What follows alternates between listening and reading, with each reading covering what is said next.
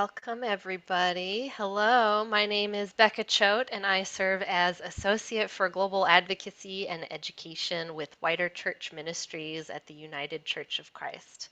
Welcome to Wednesdays with the World, a UCC webinar series.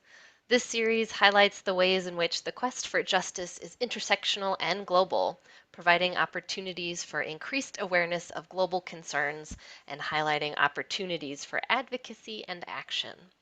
Today's webinar is called Volunteer Ministries Celebrates National Volunteer Month, Stories, Tips, and Ideas to Honor and Inspire the Volunteers in Your Church.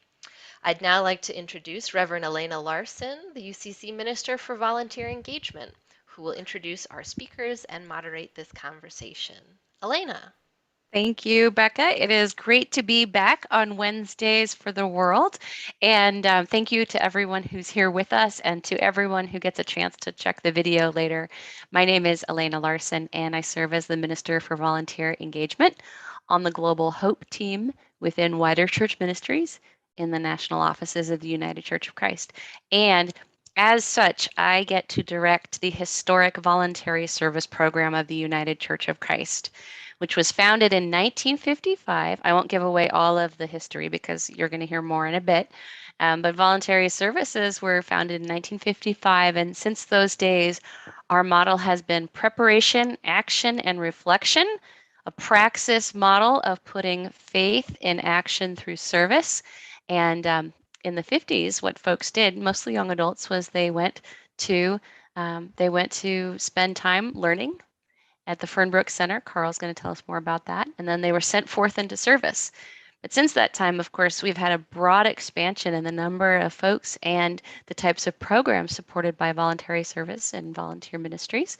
So we have two currently serving volunteers in very different ways who we're going to hear from today. First is Carl Jones, the Reverend Carl Jones, who serves as a conference disaster coordinator, which is a volunteer position in the conference. Every conference has one, and their role is to equip the conference to be ready to respond to disasters, which, as we all know, it's not a question of if, it's a question of when. So he has a lot to tell us about the history of volunteer ministries and also about how he chose to commit to this significant ministry. And on my screen, she's to my left, is Jay Herrick. Jay is serving in the historic Partners in Service program of volunteer ministries. She is on her second deployment of two, or engagement is the word we use more in the church. And her first engagement was working with Carl in Eastwick, Pennsylvania. And she is now in her second engagement working at Back Bay Mission in Biloxi, Mississippi, a beloved health and human services, civil rights and social justice organization that actually they utilize up to 800 UCC related volunteers every year. So she's going to be able to tell us more about that experience and why she chose it. And then I'm very pleased to introduce to you somebody who has mentored me in this new role, Bonnie Andrews. Bonnie's based in Milwaukee, Wisconsin, and had a career in volunteer services, coordinating the central Milwaukee, the downtown Milwaukee Volunteer Center professionally. And in her retirement, the church did not let her relax too much. She coordinated the volunteer corps at Synod, the General Synod of the United Church of Christ, when it was in Milwaukee in 2019, back in the before times, which meant that she coordinated hundreds of volunteer slots, a cadre of more than 400 unduplicated individuals who gave more than 1,000 hours to host the second largest party in the UCC. Of course, the first is always National Youth Event, but we had a wonderful time in Milwaukee. Church with a polka band is, of course, a very wonderful thing. So I'm just delighted to thank them for coming here today. A little thank you swag box will be coming in the mail from Volunteer Ministries because we appreciate you all so much. But first, I would like to ask Carl to take the microphone. He's going to tell us a little more about the history of volunteer ministry, since he has a long history of volunteer ministries. Carl, would you be willing to share some of that story with us? Sure, thank you. as Elena said, the Fernbrook Center and Volunteer Ministries started back in the 50s. And I'm I'm an old guy, so I remember names like Ed Schligman and Ethan Schellenberger, and my mentor, who was Carl Beatty, who was one of the founders of and the chief uh, mentor and creator of Fernbrook Center, which is in southeastern Pennsylvania. And Fernbrook Center functioned for a long time. Let me just say also, unfortunately, the original buildings are now all gone. And Fernbrook Center, what used to be Fernbrook Center, is now called Coventry Woods. It's a township park, and so anybody can go there and enjoy the place and walk the grounds. And it's really a wonderful place to spend some time yet today as it serves the community. But volunteers came out of there, as Elena said, for a long, long time. One of the big things used to be the caravans, where groups of young people would go across the country from service project to service project during the summer and be volunteers. And I have a lot of friends who are veterans of the caravans back in the day. So one of the things that amazes me as a disaster coordinator is that is that there was a close relationship between outdoor ministries in the United Church of Christ and volunteer ministries, and then later on into disaster ministries. Some of my first colleagues in disaster ministries came out of the outdoor ministry world, names like Bill Wheeland and names like and others who came out that way. Parts of what I've had the privilege of being a part of was back in the day. There was a ministry in the Southeast and up into Pennsylvania, New York, called the Commission on Religion in Appalachia, which probably most of you younger folks never even heard of. However, United Church of Christ was a very big player in that, and it was my privilege to serve as one of the two commissioners to Cora, as we lovingly called it, for a long time, and where I was the chair of the volunteer program for Cora in working in Appalachia. So that's where I got my kind of feet wet in doing rebuild works and trying to rebuild communities and homes. And out of that, in the days of the Board for Homeland Ministries, there's another name for you. In the days of the Board for Homeland Ministries, we started the FAST program with the Disciples of Christ and with Cora in Appalachia, which was a wonderful volunteer program that lasted until about 3 or 4 years ago. Actually, there were still some FAST groups were doing some work. So that's kind of how I got started in working with and some of my remembrances of volunteer ministries going back a long time. Well, and Ed became the first director in the national, isn't that right? No, I'm sorry, Carl Beatty. Yeah, Carl Beatty, yeah. He was the first director, and so I always feel like that's really special that it's an office that has been staffed not only by clergy, because clergy, there are plenty of clergy around the national setting of the United Church of Christ, but it's also an office that has heavily been carried by the leadership of lay folks, which I think is really special to uplift. And one of them, Carl lived to be in his 90s, and like I think I said, he was one of my mentors in life, and I spent an awful lot of time just sitting and talking with Carl. But when Carl passed away a couple of years ago, all of us went to his funeral, and the little Schenkel Church outside of Pottstown in Pennsylvania was just filled with so many national staff people and so many volunteers from across the country. It was a celebration of volunteer ministries besides Carl's life. It was like old home week. Because I think you make relationships when you volunteer in a way that's really special and kind of different than just a regular social commitment. There's kind of a spiritual opportunity to bond on a deeper level. I think people carry that with them their whole lives when they volunteered as young adults. Now, Carl likes to tell us that he's an old guy, and I'm sorry, I don't entirely believe it. But I do know that you are retired from ministry as an authorized minister in the UCC as a pastor. But you have a story about the transition from working as a pastor into your work as a CDC that I was hoping you might share with the group. Before I answer that, I saw a question in the chat about Jerry Jones. Yes, he's my baby brother, so we'll just take care of that right away. And the husband of a UCC pastor.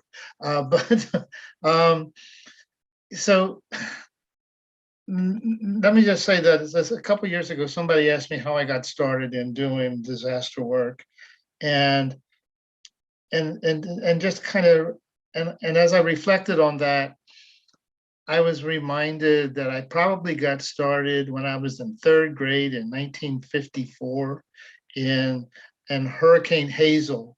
I was on safety patrol that week when Hurricane Hazel hit. And my first response, I think, ever was trying to help people get home from our little elementary school that only went up to third grade. So I was one of the oldest kids to get home during all the rain and winds. And so we've been working in one sense or another in disaster work ever since then.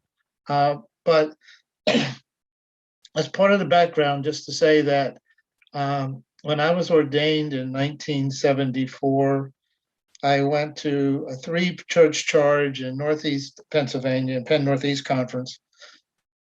And then Hurricane Eloise hit.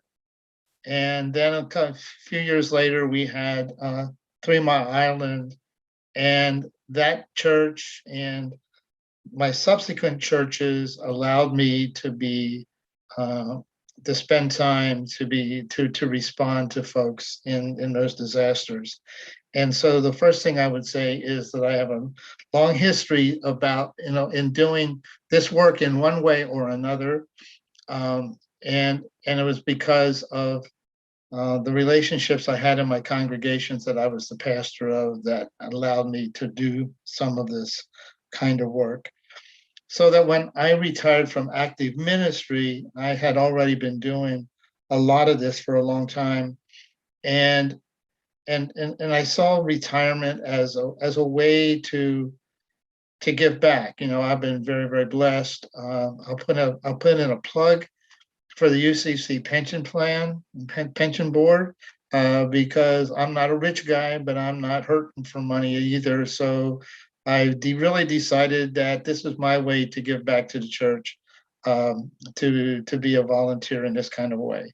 So actually, my wife and I, as well as Linda Lenhart, who might be on this call in this meeting, and some others, took training down at Back Bay Mission at Biloxi, and our intention was to together to volunteer. Turns out that my wife couldn't do that so much anymore because our kids had other plans, and so she spent most of her time babysitting these days grandkids rather than having a chance to. But anyway, so that's kind of how we got involved with this. And so even some of the other interim kinds of work that I did in the pastorate after I quote unquote retired was we went into it saying, there's this other little thing that I do called disaster ministries, and if you can put up with that, then maybe I can help to serve your congregation. If not, what we're going to do, you have to go someplace else. So that's kind of been the position, and I've been kind of all over over the country doing this kind of work as a volunteer. Like we say, we don't use the word deployed, but find myself in various places until the last 4 or 5 years when I've been permanently placed, interesting enough, in my own conference, so that we've been, because we've had so many responses here in the eastern part of Pennsylvania.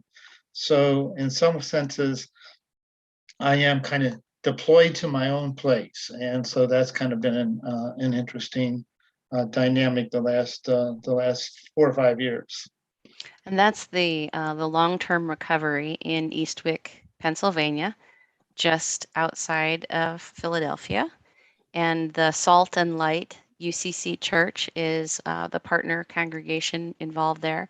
They receive volunteers who come and house themselves at the church and work in the community. And I understand, Carl, maybe you can say a little more about this, but it sounds like you're on the home stretch with that project, that it might actually conclude within this calendar year. That's our hope. Okay. Yes. So That's yeah. pretty exciting. So yeah, it is pretty exciting. It's kind of been interesting that after Hurricane Maria, it was when I first became quote unquote deployed to Southeast Pennsylvania in response to the evacuees for Hurricane Maria in Puerto Rico that came to Eastern Pennsylvania. And so we've been working in Philadelphia ever since then. And that was basically in Northeast Philadelphia. So Eastwick is in the southern part of Philadelphia, down by the airport, and has all kinds of environmental issues, has all kinds of racial diversity issues, and it's in some senses a forgotten part of the city of Philadelphia. And so we've been working hard to change that and to improve the lives of the folks who were hit hard by flooding a couple of years ago. And yeah, so the Salt and Light Church came on board. Yeah. Recently, the pastor of Salt and Light Church gave a little talk, and he used the phrase "going deeper," and as he got his congregation to what he calls go deeper, with the challenge of getting involved with disaster ministries and with volunteer ministries, and to help in our response in Eastwick. One of the big success stories there that you'll hear more about, hopefully, is Jay Herrick, who came as a partner in service. That's right.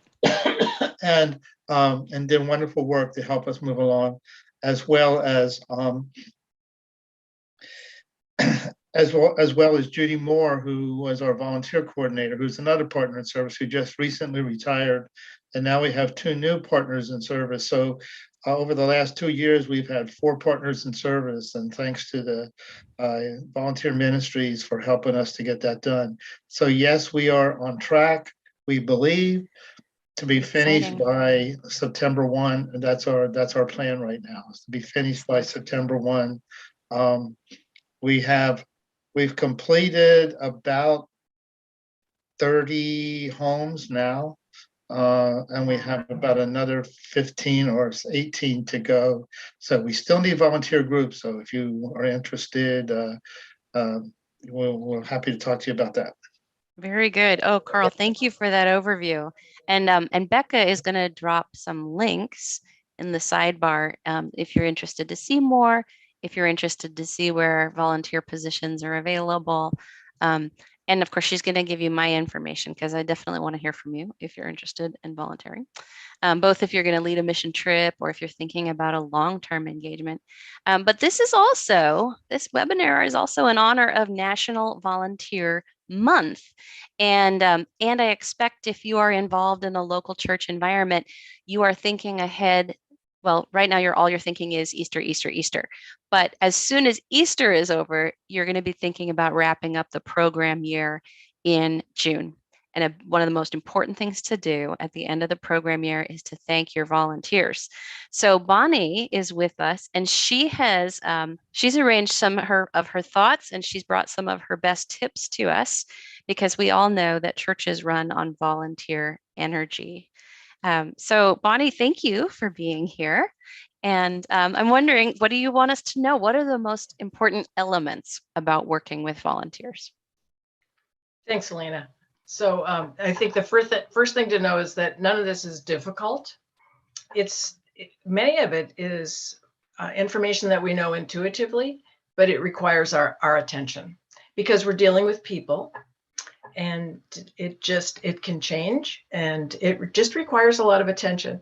So I came up with some things that I think are important in working with volunteers. And the first one is be creative and clear as you're creating the opportunities for the volunteers, and make sure that they're interesting and relevant to the ministry. Don't just rely on what you've always done in the past, because the past is not where we are today. So instead of saying, what do we need to have done, say, what would we love to accomplish as a congregation? What's our mission? And how might people be involved in serving the mission and the work of Jesus Christ in the world? So being creative in doing that. Some people will want to volunteer alone, some with their family. So I think of this as deep and wide. Depth, because some people will want something that takes more time, takes more skill, but some people might want a drop-in situation, something that's easier to do. So consider a whole breadth of opportunities using different types of skill, different time frames, both inside and outside your congregation. Sometimes I've heard ministers say, well, I don't want to encourage people to volunteer outside the congregation because we need them as ushers or Sunday school teachers or whatever. But Right. often it's that service outside that motivates them to deepen their relationship with the congregation. So don't be afraid to do both. So that's the first, is being creative in those opportunities, and then being clear and consistent in your communication and your preparation. So that means you don't make any assumptions about what the volunteers might know about the congregation or the mission of the congregation or the work to be done. People don't always know what you're about. So make sure that that's clear and be prepared. I have a confession here. I have broken speed laws to get to a volunteer assignment on time. Yes.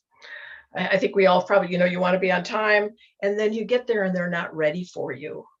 So the communication and the preparation in advance is just really important so people aren't discouraged. As far as communication goes, I received early vaccinations. So I was vaccinated and contacted an organization that I had been volunteering for, and said, okay, I'm vaccinated now, I could come and help. And because I thought there's got to be something that they need me to do. And I did that, and I got a response back, oh, that would be great. Would love to have your help. But I never heard back about anything specific. So again, be clear, consistent, and timely in your communication. And the third thing is, it's all ministry. So people are volunteering, they're helping out, they're working they're in your office, people are just doing neighborhood cleanups. It's all ministry. So tie whatever the volunteers are doing to the work of Jesus Christ in the world, because that's what we're all doing. And we all volunteer for different reasons. So, and it's our faith that gets us there. There's a FASN network years ago had a website, and they said, faith motivates service, but service magnifies faith. And I think about how serving can magnify our faith. And if we can tie whatever people are doing as volunteers in the church to their faith, it brings us together, and it's what we're about. And you mentioned National Volunteer Week and Month. So recognizing those volunteers is also important. Just noticing what they do is probably as important as anything as far as recognition goes. So being consistent in how you recognize, and being inclusive, so that if you're recognizing Sunday school teachers at the end of the year, you don't leave anyone out. and that you make sure that everyone's included, because somebody's going to notice. For some people, it won't matter. Other people will notice. So and you'll need to use a variety of ways to recognize people. As people volunteer for different reasons, their recognition might look different. And then last, to be flexible, because nothing is going to look the same as it was in February of 2020. A couple of years ago, things looked very different. So we'll need to be flexible about how we create positions for people. So maybe reevaluating our committee structures. What did we used to do that maybe we don't need to do anymore? Or could we recreate it? Or think about those people who are worshiping with you now virtually. How might they be engaged as volunteers? Because you're having Zoom committee meetings. So maybe they can serve on a committee, or maybe they can do some editing. So be flexible about what happens next, and how might the ministry be accomplished in new and different ways with new and different ideas. Oh, these are pearls, and I know probably people who are listening are taking quick notes, but please know you can always come back and listen again to the webinar, and our Global Hope email newsletter.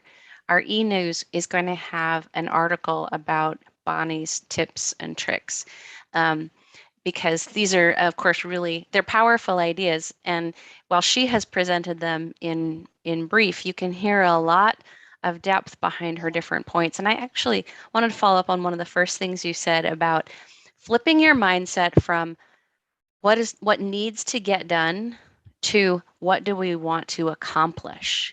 I mean, just the whole mindset behind the difference, the two attitudes there, what needs to get done versus what do we want to accomplish, what's our ministry we want to accomplish, is it's a totally different point of view, which may lead to the same actual activities.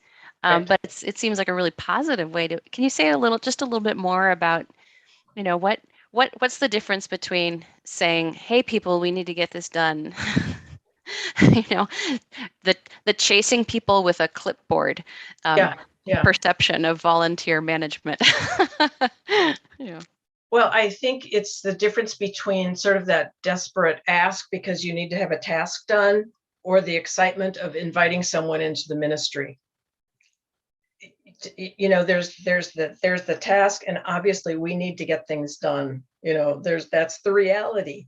But it's ministry, and this is such a great opportunity. And won't you join us? Come on, let's do this together. And there's a sense of a bigger picture, I think, when you look at what you want to accomplish, and a sense of opportunity that maybe you don't see in the task.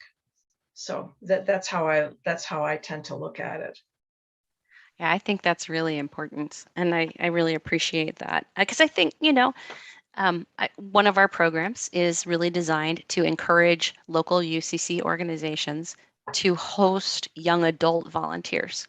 We have a whole separate, I think Becca's probably already put the click through on there, but if you know somebody who's 18 to 26 who needs a summer internship, we've got a whole modest but ambitious slate of post-COVID opportunities.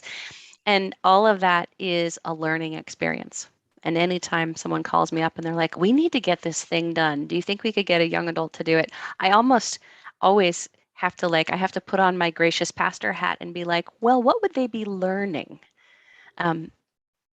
Because if it's a thankless task that no one really wants to do, you might just have to hire someone to do it.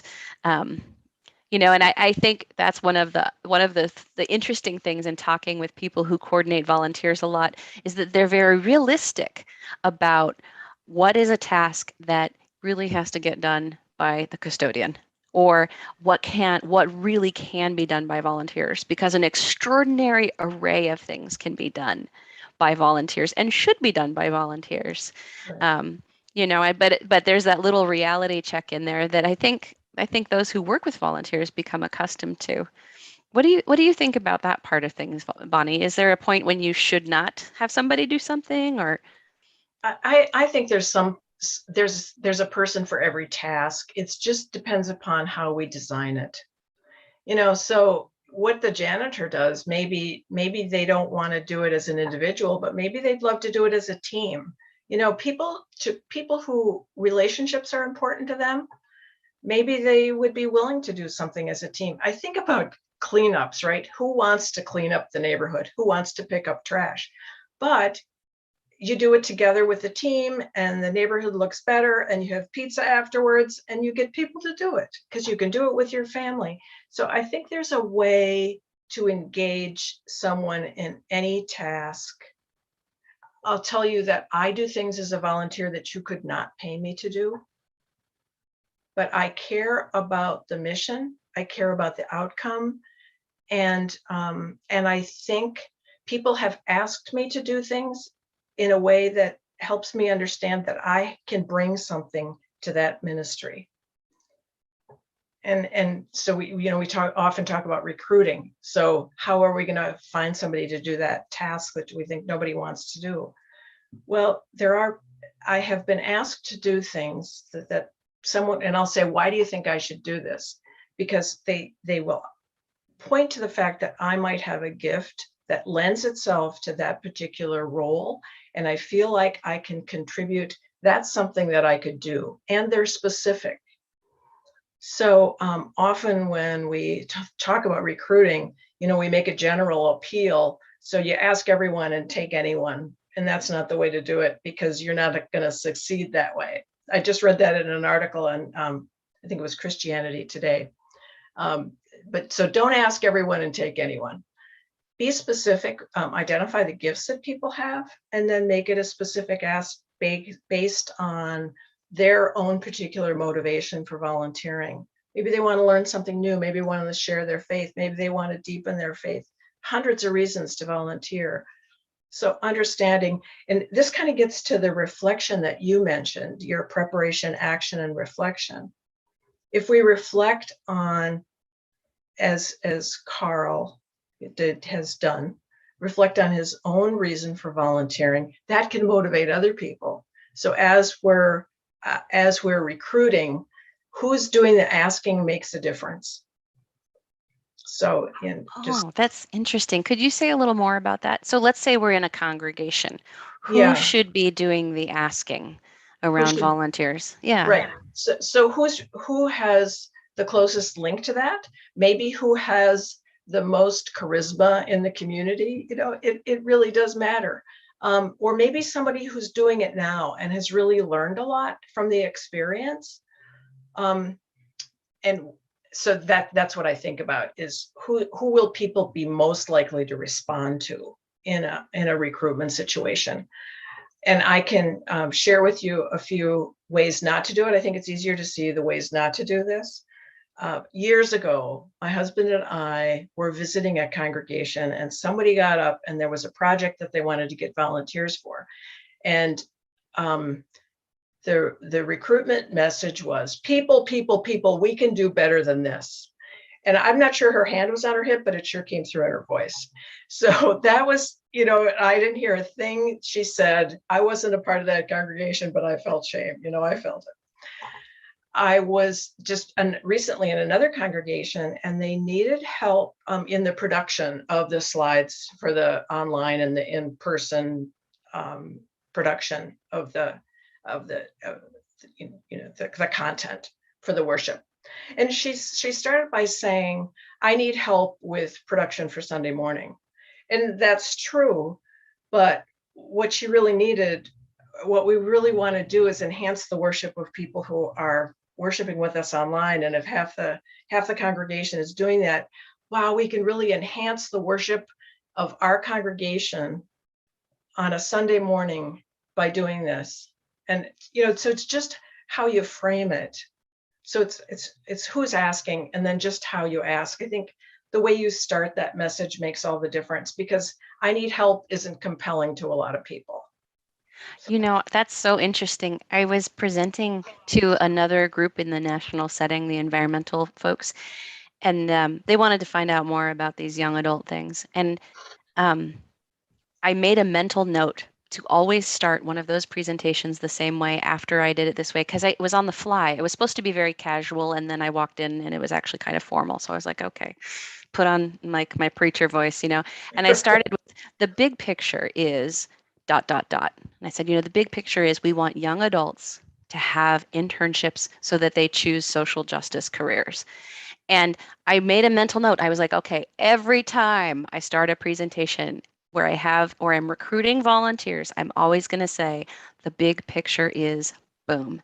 And that's just to prove your point that it was one of, and it was, environmentalists, they're a tough crowd, but I think it went okay after that. And I will say, parenthetically, one of the members of my former congregation, First Congregational Long Beach, is in the crowd. So hello, Paul. And it makes me think about how often pastors do a ton of recruitment. And I think they get burned out. So part of what you did not say the pastor should be asking everybody all the time to do everything. Right. You really said it can be for the person who's vacating a key volunteer role. I would say that's got to be especially true for key roles like a treasurer or a secretary, where it really is a big job. That could be a moment where the pastor should say, let's get the outgoing person to help ask the incoming person. Doesn't always have to be on the pastor's shoulder. Hey, Paul, I miss you all too very much. I actually try to I just try. I'm still in that year period where you're not supposed to get engaged and stuff. So, right. Hi, Paul. But I really appreciate what you said. There's a right person to do the asking, and there's a good way to do the asking. And it's to remind people that this is a ministry moment. This is a God moment. And there's a big picture. And even if the task is very humble, it's all a part of a really big, beautiful picture about ministry and our faith in action. So that, I thank you, Bonnie. And of course, everyone's going to want to read the article. Again, little pitch, make sure you catch the e-news next time so you can have a copy of this in your volunteer management file at your desk. And we're going to turn now to Jay Herrick. And she's going to share with us, she's a partner in service serving full-time at Back Bay Mission in Biloxi, Mississippi. And well, I don't want to tell her story for her, so I think I'll just say, welcome, Jay. And I know you have a long family history of volunteering, but would you tell us a little bit about what God was doing in your life that you have now ended up in Partners in Service? Sure. Hi. So kind of my history starts with my parents. I'm a PK, a preacher's kid, and my dad was a UCC minister. And when he retired, he and my mom converted a school bus into a mobile home, and they traveled around the country. They went to New Braunfels, Texas, at one point. And so they traveled around and they did volunteer work. And so when I retired from teaching, I said, okay, when I retire from teaching, I'm going to get an RV and I'm going to travel around the country and do volunteer work. So that's what I'm doing. And you had your first assignment with Carl, right, at Eastwick? I did. So Elena got in touch with me, and I got my application back in order and everything, and we got into conversation with Carl, and the ask was that I be a construction supervisor.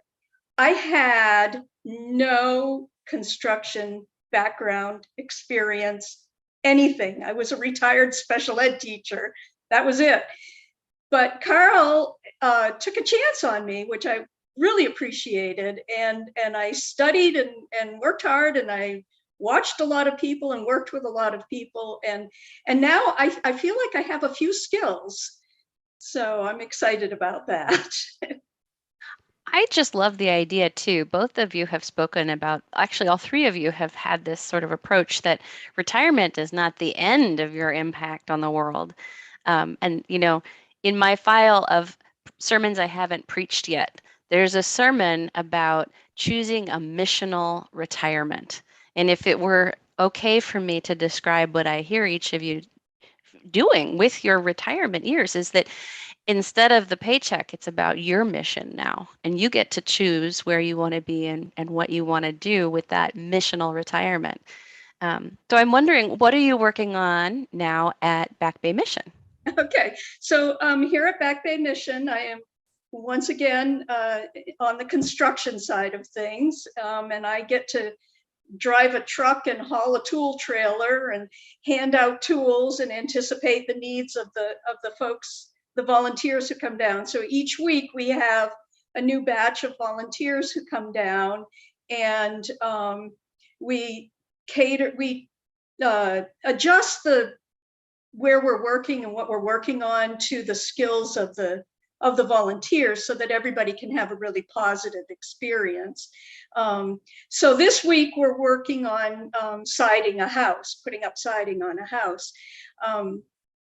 I get to meet the homeowners and develop a relationship with the homeowners, and then that's really fun. And then, developing relationships with the volunteers is very meaningful. And what Bonnie was saying about, it's how you ask a thing, not necessarily what it is that they do. And I think Carol was mentioning something about not just tedious tasks. Last week, we had a whole bunch of high school students coming down. And so we had to demolish a house. And there were a couple of tasks. There was painting one house, there was demolishing another house, and there was roofing. But their favorite thing to do was demolishing that house. Because it was a whole group of people working together, and it was a lot of fun. That's a great story. I grew up in a church, the Community Church of Sebastopol in Northern California, UCC church, and there was this strong spring break mission trip tradition, just like what you mentioned. And I remember being too young to go, but hearing one of the older teens telling the story of what they did on their mission trip. And I still remember, it's been, a couple of years. But the older teenager said, our job this week was to demolish someone's house, which is a lot harder than it sounds. But as the house came down, our community grew up. And I still remember that decades later. That's amazing. Isn't that remarkable? And these life experiences that, you strayed out of your expected path. You left the classroom and now you're outdoors every day. And, ball cap. Last time I had a call with Jay, she was inside a tool trailer and there was a wall of drills and things behind her. So she's really out there in the community. And how wonderful that. And so I guess my next question is a spiritual question. What is this experience doing for you in terms of your faith life? Oh, wow. So I have grown a lot in the past 6 months or however long it's been.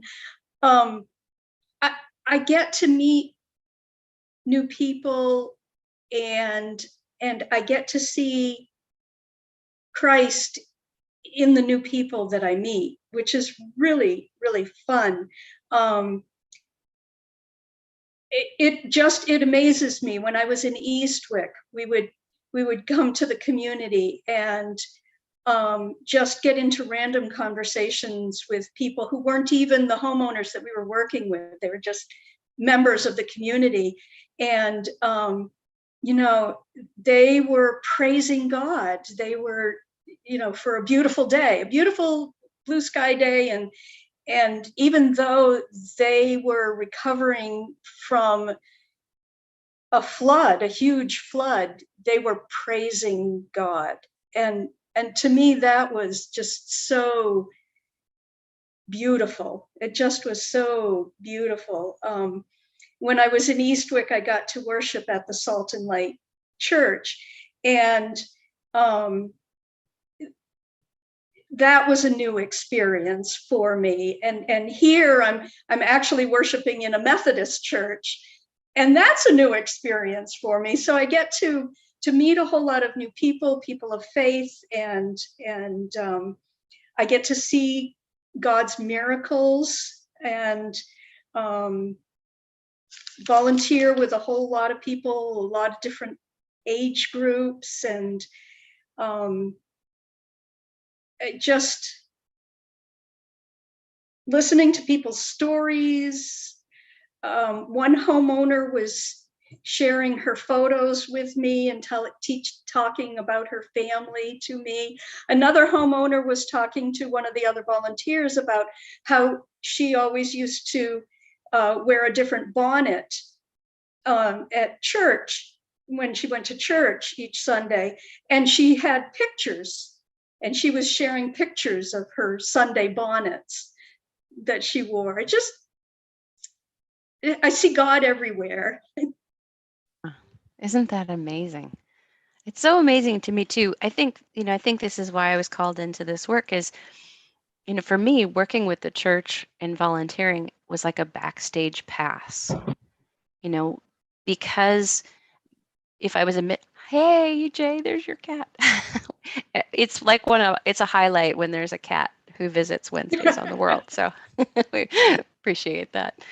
But there are life experiences that you cannot buy. And there are places you can go if you go with an open heart and an intention to serve. And I think the idea that you put other people first is sometimes intimidating. We think, oh no, if we put other people's needs ahead of ours, we'll end up getting trampled or we'll lose ourselves. But what I hear when I speak with volunteers is that in serving others, they find themselves and they find God's presence in their lives. So it's always quite a celebration for National Volunteer Month. And we are on the home stretch of our hour together. So I want to invite any of our participants to log in on the Q&A. We have just a brief moment if there are any burning questions. And my contact information should not be far away if anybody has a question. Otherwise, I'll pause just for a moment if someone's thinking. I was wondering if any of our panelists had a final thought or a question that they get asked a lot that they would want to share as an answer with the group. Everyone's thinking, what did I not remember to say? Well, I think I'll end on this note then, and each of our guests could weigh in. Tips for thanking volunteers. Since it is that season pretty soon, I want to give a shout out to things like a certificate. I know it sounds dry and maybe kind of rote, but I remember giving a thank you. I must have treasurers on the mind. We had an outgoing treasurer at First Church, and we got him an art piece. He was a huge Beatles fan, and so we got an art piece with a Beatles quote on it. And if I'm not mistaken, it was in the background of every Zoom meeting after the start of the pandemic. And it was simple, and we had it framed. It was not, we did not break the bank, but it came from the heart. And I think it's that kind of, and I didn't even do it, right? Somebody in the congregation did all the framing and everything. But that intent, that attention to the faith story that is occurring for a volunteer that each of our panelists has referred to, and Bonnie's coached us to do, that attentiveness to detail. And simple things, a flower, a note card with a baby light bulb. This was one of my favorite suggestions ever from a church member. A note card with a baby light bulb taped onto it that says, "You light up our church." Thank you. Thank you. And I think those are the two words that maybe we want to end on, is to remember to thank people because the secret of volunteer ministries is that everybody wins. The volunteers feel like they're winning with these life experiences. Volunteer coordinators are winning because they get to see people living out their Christ-like vocation in service. The agencies win because they get wonderful time and attention from volunteers, and the clients, in whatever setting they are, they get to win too because volunteers come to show love and respect through their service. Ooh, branding ideas. I saw a question from Paul. A congregation can rally around a kind of branding that organizes its mission, such as open and affirming branding out. Well, the You Light Up Our Church, that was from a church member at Long Beach too. Paul, so there are talented people in the pews with lots of ideas. Are there any other slogans or ways of saying thank you that we might? I would like to add the word respect. I think respect is many times volunteers can feel like they're being abused, or I'm trying to do a good job here, but so sometimes just to show respect can be one of those ways to say thank you. To say that you have value and worth, and we really appreciate what it is you're doing, but to respect their contributions and not take them for granted. I think that is really huge. And that shows the volunteer the right approach for them to bring with the clients too. And one of the ways I did that when I was a pastor for more than 40 years was on things that at times when we might think that, well, this is something that we'll deal with in the staff meeting. No, if you have really important volunteers working in the ministry of your church, you include those people in those meetings. You help their voices to be heard as well. That is just not, quote unquote, the paid staff that have all the answers, but that you need to bring all those people to the table. That's right. There are some volunteers who really, Ursula Webster recommends Stars of the Month with a bright star pin. Oh, I love that idea. And it shows people that they're valued. And of course, including people, making sure that people have the right information that they need in order to be effective in their volunteering. Recognizing churches, Craig Hoffman recommend volunteers both in the church and in the community during worship host a volunteer fair following worship that highlights volunteer opportunities. That is a great idea. That's a great idea. I mean, and I think too, depending on the scale of your volunteerism, have a barbecue, invite everyone who volunteered throughout the year to come together and celebrate and enjoy what they've accomplished together, and be generous in the guest list. This is a time when generosity is very much merited. So I think we've reached the end of our time. Lots of good ideas here. Please check out the Global Hope e-news. You'll see Bonnie's ideas and recommendations, as well as opportunities for volunteerism, both short-term, like a mission trip or a weekend, or long-term situation like what Jay is doing.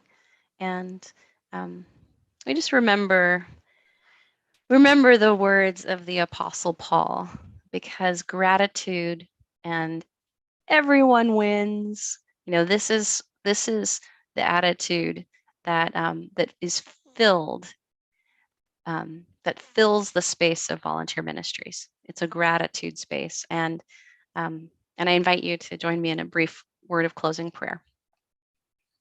We remember that Paul reminded us of these words, that every time we think of our friends, our volunteers, our people, we should give thanks for them. So gracious God, help us pay attention. Pay attention to your call to service, and pay attention to those who are called to serve. We thank you for the abundant opportunities to make a difference in your world. We ask that you give us the strength and the patience to say yes when you ask us to find ourselves in a life of service. We ask all of these things in the shining and loving name of Jesus. Amen. Well, oh, thank you, Jess, and thank you, Kathleen. I'm delighted to know that you're in special education. Thanks for the ideas, Kyle. Aloha and mahalo to you and to everyone who was able to be with us today. Brandy, Becca, thank you for making sure we could be seen and heard. And friends, I look forward to seeing you next time. Jay, Carl, Bonnie, you've given us a great blessing of wisdom and inspiration. So for now, we say adios and vaya con Dios. Thank you, Elena, and thank you all for attending today's Wednesdays with the World webinar. Our next webinar is in 2 weeks on April 20th at 11 a.m. Eastern, so it's a different time than usual, on repairing the breach, climate justice, land, debt, and reparations right around Earth Day. Such a great topic. So join us then.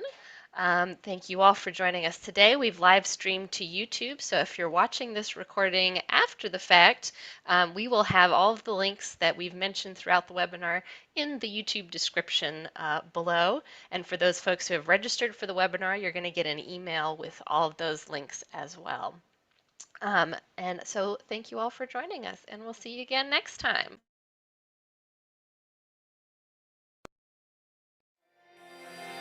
Siblings in Christ, if this conversation has moved you, if what's been offered here has helped enhance your ministry or your soul, please consider donating towards the annual fund of the United Church of Christ by texting UCC to 41444. Your support will help programs like this in the essential work of the United Church of Christ. Thank you for your support. Be blessed as you continue your day. Know that you are not alone, and we are holding you in prayer. Amen.